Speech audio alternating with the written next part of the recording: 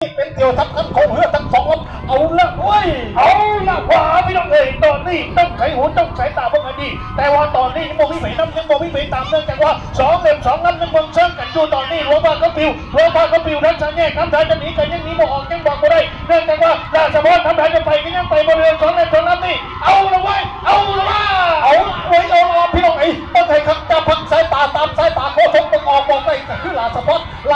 ออกมาได้หนึ่งออกมาได้หนึ่งหรือว่าแพ้ไปได้พี่น้องออกมาได้หนึ่งแพ้ออกมาได้หนึ่งกับบ่หังกับบ่ไก่จะต้องมีปัญหาเพราะว่าลบพระขับปิวเลยแฮกเชียร์แฮกใจกำลังใจไหลเอาละเว้ยได้หัวโคได้ทายกันฮึดละโว้ยพี่น้องฮึดละหวาพี่น้องราชบุตรบ้านน้องผือตอนนี้